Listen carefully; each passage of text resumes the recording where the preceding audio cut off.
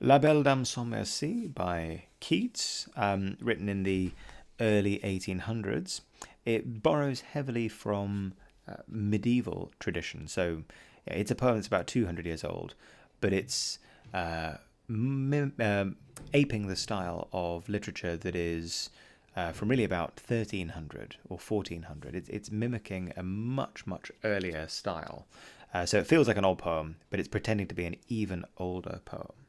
It tells the story of a knight who we meet him. The first three stanzas are spoken by just a speaker, and the speaker meets the knight and asks, "Why are you lying down on the ground and why are you feeling so sick?" And then the knight takes over the whole story, tells us how he's feeling. He met this fairy child who he seemingly slept with, and then when he woke up, he had terrible dreams that night, and when he woke up in the morning, he was left basically paralyzed and waiting to die.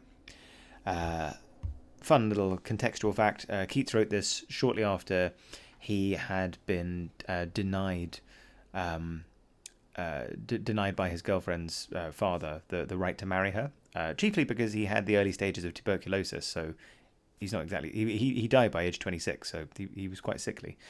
But there's a bitterness here. There's a definite bitterness here, which again you don't have to include context in your answer to this one, but there's definitely a bitterness and a misogyny here that if you believe that he is the man, he is the knight, can't get what he wants and is left destroyed. But that's quite a modern reading to see it as there's misogyny in there. From a more romantic perspective, from the early 1800s, there's more of a sense of he is a lover who is tricked and cheated and destroyed because he went looking for love and it destroyed him. So here we go. I'm going to give it a read and I'll talk you through the key points. Oh, what can ail thee, knight at arms, alone and palely loitering? The sedge has withered from the lake, and no birds sing. Oh, what can ail thee, knight at arms, so haggard and so woe-begone? The squirrel's granary is full, and the harvest done. I see a lily on thy brow, with anguish moist and fever dew, and on thy cheeks a fading rose, fast withereth too. So, as I said, there's lots of archaic language like withereth, ale's okay, but yeah, withereth and is nice. Archaic language because he's aping an earlier style. So what's going on here? The speaker meets the knight, and there's lots and lots of imagery here to do with death, and death is coming. So the sedge has withered from the lake. That means that we're in autumn. We're moving into winter. The squirrel's granary, harvest done. We're at the end of we're getting ready for hibernation. We're getting ready for winter. And this natural imagery is a pathetic fallacy that reflects the suffering of the knight. Third stanza, look at all this lovely blazon. So blazon describing different parts of the body. A lily on thy brow, lilies are white. On thy cheek a fading rose. So again, fading rose. The colour in his cheeks is going. So again, this natural imagery is used to describe his sickness and his dying. Now, the knight takes over. I've written over here, he's an unreliable narrator. He thinks he is romantic, chivalric, and that he is a victim. And we only have his word for it. So let's read a couple of... Let's read what he says up until stanza 8. We'll read stanzas 4 through 8. And that will tell us how he met this young woman, who he calls a fairy child. I met a lady in the meads, full beautiful, a fairy's child. Her hair was long, her foot was light, and her eyes were wild. I made a garland for her head, and bracelets too, and fragrant zone. She looked at me as she did love, and made sweet moan. I set her on my pacing steed, and nothing else saw all day long, for sidelong would she bend, and sing a fairy song. She found me roots of relish sweet, and honey wild, and manna dew, and sure in language strange she said, I love thee true. She took me to her elfin grot, and there she wept and sighed full sore, and there I shut her wild, wild eyes with kisses for. So, you can pause this and look at my annotations in a little bit more detail, but essentially I'll tell you what's going on. Stanza 4, hair was long, foot was light, eyes were wild. This is a blazon, very medieval romantic genre convention. Long hair, symbol of fertility. Foot was light, implies that she was thin and therefore light on her feet. And her eyes were wild, passion in her eyes. I made a garland for her head, bracelets too, and fragrance zone. Fragrance zone, it implies her sort of her midriff. But the interesting thing here is the bracelets. So the garland and the bracelets. He doesn't say what it's of. It doesn't say it's of flowers. So that could be implied as the imagery of entrapment. He is restraining her. She looked at me as she did love and made sweet moan. Right. She didn't look at me with love. She looked at me as she did love. That implies that he is liberally interpreting. That implies that she is liberally interpreting how she looked at him as she did love. So that's a euphemistic simile coming in. I set her on my pacing steed, and nothing else saw all day long. For a sidelong would she bend, and sing a fairy song. I've written auditory imagery for sweet moan and fairy song. Sometimes people see this one as, is the pacing steed? What's going on here? Is he on the horse with her? Was there any consent for her to go on this horse? It's all very active. He is actively doing things to her. She doesn't have a horse of her own. He puts her on the pacing steed. Some people even interpret it as, I sat on my pacing steed, a euphemism for sex.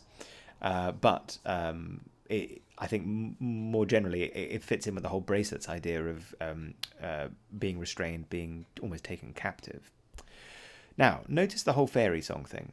She found me roots of relish sweet, honey, wild, manna dew. Now, this is gustatory imagery to do with taste, and it's just imagery that is to do with how exquisitely in touch with nature she is. She lives off of roots and honey and manna, which is a heavenly substance. There's something very almost fantastical about this young woman. Here's the key bit. And sure in language strange she said, I love thee true. Well, if it's strange language, how do you know she was saying that? So again, he is an unreliable narrator. He says that she said she loved him. We don't know that because they don't speak the same language. So again, on the surface, feels like romance, feels very chivalric, like, knights and princesses. But scrape under the surface, he's an unreliable narrator and he is taking advantage of her. Stanza 8. She took me to her elven grot, and there she wept and sighed full sore, and there I shut her wild, wild eyes with kisses four. So, euphemism for sexual intercourse, clearly covering up a sexual assault. She is sighing and crying full sore, and his response is to euphemistically shut her eyes with kisses four. Sexually take advantage of her, presumably, while she's in a dire emotional state. He does switch to the passive voice here, though. She took me to her elfin grot. So this is where the narrative starts to change, because now we're in the passive voice really solidly, and I'll talk you through the dream. And there she lulled me asleep, and there I dreamed, woe betide, the latest dream I ever dreamed on the cold hillside. So you see, we are now in the passive voice. He is not in control. She lulled me to sleep. He is passive. Caesura here, perhaps to emphasize the terror. In his dream, I saw pale kings and princes too, pale warriors, death pale were they all. They cried, La belle dame sans merci thee hath in thrall. So the beautiful lady without pity has you under her spell. Notice the power of these men. Pale kings, princes, warriors. And in the final stanzas we return to cyclically, we return to the beginning, where we met the first speaker. I saw their starved lips in the gloam, with horrid warning gaped wide, and I awoke and found me here on the cold hillside. I've noticed all these dental plosives, starved, horrid, gaped, found, cold, side. It creates this very harsh feeling. Starved, horrid, gaped, semantic field of suffering. So a nice mixture of semantics and sound there. And now we answer the question that was set in the third stanza. And this is why I sojourn here, alone and palely loitering, though the sedge has withered from the lake, and no birds sing. I've noted that that's a hypercatalectic line at the end. it throws us off the rhythm. It's the only moment in the whole poem that throws us off the rhythm. I think the whole thing is mixtures of iambic tetrameter, and this is why I sojourn here alone and palely loitering. So it's iambic tetrameter first line, iambic trimeter second line, iambic tetrameter third line, iambic trimeter. So though the sage is wavered from the lake, it is way beyond iambic tetrameter, so it becomes hypercatalectic. And it's interesting, the only moment where the whole rhythm meter is disrupted throughout the whole text is right at the very end. Perhaps as the rhythm falls apart, it's also as he's dying at the end. So just something to know about the Romantic poets, Romantic with a capital R. They eschewed science. That means they didn't like science. They adored nature. They believed the past to be a purer time. And as I noted, Keats had recently been refused in marriage. So that's really sort of what's going on here. This isn't the best example of a romantic poem in terms of the romantic movement, because there'd usually be a bit more nature in there. But yeah, these are two questions to consider down here at the bottom. And again, this compares very, very nicely with Sonnet 116 about relationships. One is a very good relationship, one is a very bad relationship, and so here's how they compare side by side. 116, true love never changes. La Belle, being tricked. One has natural imagery, one has nautical imagery. They both involve descriptions of physical beauty in order to enhance the sensuality. And structurally, they both have a very typical classical structure. One is a sonnet, one is a ballad. But one of them finishes with a paradox in order to prove its point, whereas the last one structurally is cyclical and ends and begins with the imagery of death and a dying winter. You don't need 4 points of comparison. 3 points is perfectly good, but that's a nice whistle-stop way of how to compare these two poems.